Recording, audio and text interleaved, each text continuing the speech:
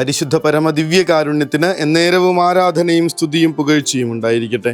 പരിശുദ്ധ പരമ ദിവ്യകാരുണ്യത്തിന് എന്നേരവും ആരാധനയും സ്തുതിയും പുകഴ്ചയും ഉണ്ടായിരിക്കട്ടെ. പരിശുദ്ധ പരമ ദിവ്യകാരുണ്യത്തിന് എന്നേരവും ആരാധനയും സ്തുതിയും പുകഴ്ചയും ഉണ്ടായിരിക്കട്ടെ. 33-ാമത്തെ സങ്കീർത്തനം 13-ാമത്തെ തിരുവചനം. കർത്താവ് സ്വർഗത്തിൽ നിന്ന് താഴേക്ക് നോക്കുന്നു, അവിടുന്ന് എല്ലാ മനുഷ്യരെയും കാണുന്നു.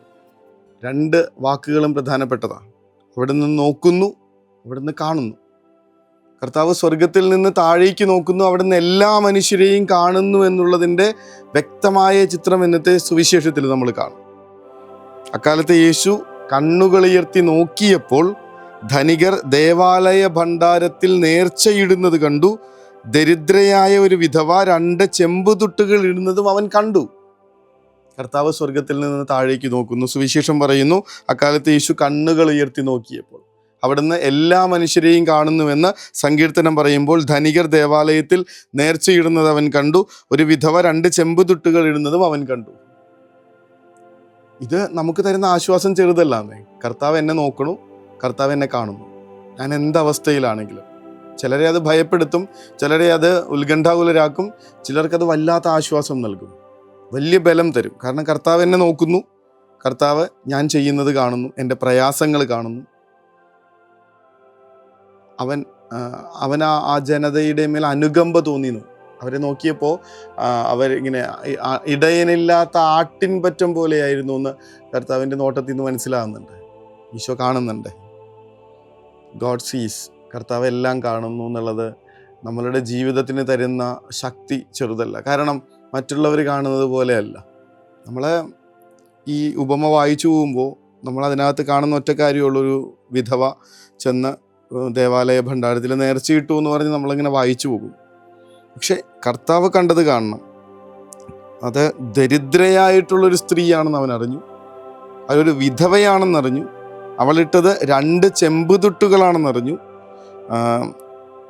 അവളുടെ സമൃദ്ധിയിൽ, അവളുടെ ഇല്ലായ്മയിൽ നിന്ന് അവളത് ഇട്ടു എന്ന് പറഞ്ഞു. ഉപജീവനത്തിനുള്ളതാണെന്നറിഞ്ഞു, അവൾക്കുള്ളത് മുഴുവനാണെന്നറിഞ്ഞു. ഉപജീവനത്തിനുള്ളത് മുഴുവൻ നിക്ഷേപിച്ചിരിക്കുന്നു എന്നൊക്കെ പറയുന്ന കർത്താവ് തന്നെയാണ്. നമ്മളിതൊന്നും ശ്രദ്ധിക്കണില്ലേ? നമുക്ക് ദരിദ്രയായിട്ടുള്ളൊരു സ്ത്രീ കൊണ്ടുപോയി 2 ചെമ്പുതൊട്ടിട്ടു, എന്തോ ഇട്ടു. പക്ഷെ കർത്താവ് അറിഞ്ഞതൊക്കെ കാണണം. അത് അവൾ ദരിദ്രയാണെന്നറിഞ്ഞു, അവൾ വിധവയാണെന്നറിഞ്ഞു, അവളുടെ കയ്യിലുള്ളത് 2 ചെമ്പുതുട്ടാണെന്നറിഞ്ഞു, ഏറ്റവും വില കുറഞ്ഞ 2 നാണയമാണെന്നറിഞ്ഞു, അവളുടെ ഉപജീവനത്തിനുള്ള മാർഗമാണതെന്നറിഞ്ഞു. അതില്ലാതെ അവൾക്ക് ഭക്ഷിക്കാൻ ഇനിയൊന്നുമില്ല അത് കൊടുക്കാതെ. അവളുടെ സമ്പാദ്യം മുഴുവനാണെന്നറിഞ്ഞു. കർത്താവ് നോക്കുമ്പോൾ നമുക്കുള്ള ഒരു അഡ്വാൻറ്റേജ് അതാണ്. നമ്മുടെ ജീവിതത്തിലേക്ക് തമ്പുരാൻ ഇങ്ങനെ ചുഴിഞ്ഞിറങ്ങി നോക്കുന്നുണ്ട്. ഒറ്റ നോട്ടത്തിൽ അവിടെ നിന്നെല്ലാം മനസ്സിലാക്കുന്നുണ്ട്. എൻ്റെ ജീവിതത്തിൻ്റെ ഇല്ലായ്മകളും ഞാൻ കടന്നു പോകുന്ന പ്രയാസങ്ങളും എൻ്റെ ജീവിതത്തിൻ്റെ ദുഃഖദുരിതങ്ങളും ഒരാൾക്കും മനസ്സിലാക്കാൻ പറ്റാത്ത എൻ്റെ ഏറ്റവും വലിയ പ്രയാസങ്ങളും ഒരാളോട് പോലും ഷെയർ ചെയ്യാൻ പറ്റാത്ത ഞാൻ കടന്നു പോകുന്ന ഇടർച്ചകളും അവിടുന്ന് കാണുന്നുണ്ട്. ആകാശത്തിൻ്റെ അനന്തതയിൽ പോയി ഒളിച്ചാലും കർത്താവെ നീ അവിടെയുണ്ട്. ആഴിയുടെ ആഴത്തിലേക്ക് ഞാൻ പോയാലും കർത്താവെ നീ അവിടെയുണ്ട്. സങ്കീർത്തനം ഓർമ്മപ്പെടുത്തുന്ന കാര്യമാണ്. അവൻ്റെ കണ്ണുകൾ എന്നെ പിന്തുടരുന്നുണ്ടെന്നേ. ഏതൊരു മുൾച്ചെടിയിൽ ഉടക്കിക്കിടന്നാലും എന്നെ നോക്കി ഇറങ്ങി വരുന്ന, എന്നെ അന്വേഷിച്ച് കണ്ടുപിടിക്കുന്ന അവൻ്റെ കണ്ണുകൾക്ക് എൻ്റെ ജീവിതത്തെ തിരിച്ചു പിടിക്കാനായിട്ടുള്ള കാന്തിക ശക്തിയുണ്ട്. കർത്താവിൻ്റെ മുൻപിലാണ് നമ്മളായിരിക്കുന്നത്. തകർന്നു പോവാതെ, തളർന്നു പോവാതിരിക്കാൻ ഈ ഒരൊറ്റ വചനം മതി. കർത്താവ് സ്വർഗത്തിൽ നിന്ന് താഴേക്ക് നോക്കുന്നു, അവിടുന്ന് എല്ലാ മനുഷ്യരെയും കാണുന്നു, അവിടുന്ന് എല്ലാ മനുഷ്യരെയും കാണുന്നു. തമ്പുരാനെ, അവിടുത്തെ മിഴികൾക്ക് മുൻപിൽ എൻ്റെ ജീവിതം ഇങ്ങനെ തുറക്കപ്പെട്ടിരിക്കുന്നു എന്ന് എനിക്കറിയാം. അതുകൊണ്ട് തന്നെ ഇനി സങ്കടങ്ങൾക്ക് അവധി കൊടുക്കുകയാണ് ഞങ്ങളുടെ പരാതികൾ ഞങ്ങൾ മാറ്റിവെക്കുകയാണ്. അപരാധങ്ങൾ മൊഴിയും അധരം അപദാനങ്ങൾ വാഴ്ത്തുകയായി എന്നൊക്കെ പറഞ്ഞ് വളരെ മനോഹരമായിട്ടുള്ള വരികളുണ്ട്. കാരണം അതിൻ്റെ കാര്യം ഇതാണ്. ഇത്രയും നാള് ഞാൻ പരാതി പറഞ്ഞുകൊണ്ടിരുന്നത് ആരും കാണുന്നില്ല, ആരും മനസ്സിലാക്കുന്നില്ല, ആരും കൂടെ നിൽക്കുന്നില്ല എന്നൊക്കെ പറഞ്ഞിട്ടായിരുന്നു. പക്ഷേ വചനം ഞങ്ങളെ ഓർമ്മപ്പെടുത്തുന്നുണ്ട്. കർത്താവ് സ്വർഗത്തിൽ നിന്ന് താഴേക്ക് നോക്കുന്നു, അവിടുന്ന് എല്ലാ മനുഷ്യരെയും കാണുന്നു, എല്ലാ മനുഷ്യരെയും കാണുന്നു. കർത്താവെ, എല്ലാം അറിയുന്ന അവിടുത്തെ തിരുമുൻപിൽ ഞങ്ങളുടെ ജീവിതം ഇങ്ങനെ അനാവൃതമാക്കപ്പെട്ടിരിക്കുന്നു എന്നുള്ള തിരിച്ചറിവിൽ, അതിൻ്റെ സന്തോഷത്തിൽ, അതിൻ്റെ പ്രത്യാശയിൽ. കാരണം അവിടുത്തെ തിരുമുൻപിലാണ് ഞാൻ ഇതുപോലെ ദുഃഖദുരിതവുമായിട്ട് ജീവിക്കുന്നതെങ്കിൽ അവിടെ നിന്ന് എന്നെ പൊതിഞ്ഞു പിടിക്കുമെന്ന് എനിക്കറിയാം. അവിടെ നിന്ന് എൻ്റെ പ്രയാസങ്ങളിൽ ഇടപെടുമെന്ന് എനിക്കറിയാം. കഴിഞ്ഞ ആഴ്ചയിൽ നമ്മൾ ധ്യാനിച്ചതാണ് സോളമൻ രാജാവിനോട് കർത്താവ് പറയണത്, ഇവിടെ നിന്നുയരുന്ന പ്രാർത്ഥനകൾക്ക് നേരെ എൻ്റെ കണ്ണും കാതും സദാ ജാഗരൂകമായിരിക്കും. ഇവിടെ നിന്നുയരുന്ന പ്രാർത്ഥനകൾക്ക് നേരെ എൻ്റെ കണ്ണും കാതും സദാ ജാഗരൂകമായിരിക്കും. കണ്ണിമ ചിമ്മാതെ ഇങ്ങനെ എനിക്ക് കാവലായി മാറുന്നൊരു ദൈവത്തെക്കുറിച്ചിട്ടുള്ള സങ്കല്പങ്ങൾ ഒരുപാട് നമ്മൾ വചനത്തിൽ വായിക്കുന്നുണ്ട്. കണ്ണിലെ കൃഷ്ണമണി പോലെ ഞാൻ നിന്നെ കാക്കുമെന്നൊക്കെ കർത്താവ് ഓർമ്മപ്പെടുത്തുന്നുണ്ട്. തമ്പുരാനെ, ഇത്രയും വലിയൊരു സംരക്ഷണവും കരുതലും ലഭിച്ചിട്ട്, ഇത്രയും വലിയൊരു സ്വർഗത്തിൻ്റെ ശ്രദ്ധ ഞങ്ങൾക്ക് ലഭിച്ചിട്ട്, ഇത്രയും നാൾ എന്തിനാണ് ഞങ്ങൾ പരാതി പറഞ്ഞ്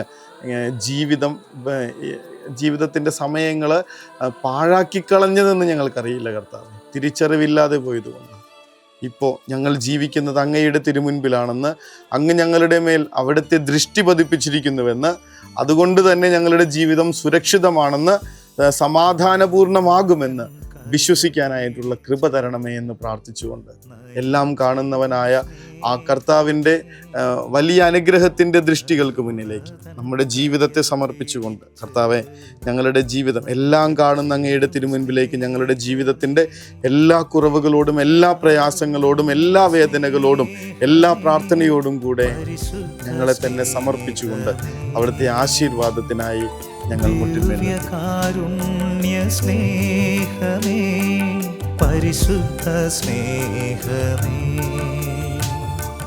പരിശുദ്ധ പരമദിവ്യ കാരുണ്യമേ, അനന്ത സ്നേഹമേ,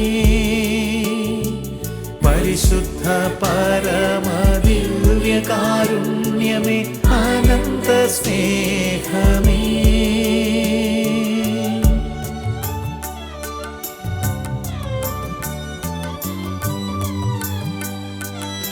പരിശുദ്ധ പരമ ദിവ്യ കാരുണ്യത്തിന് എന്നേരവും ആരാധനയും സ്തുതിയും പുകഴ്ചയും ഉണ്ടായിരിക്കട്ടെ.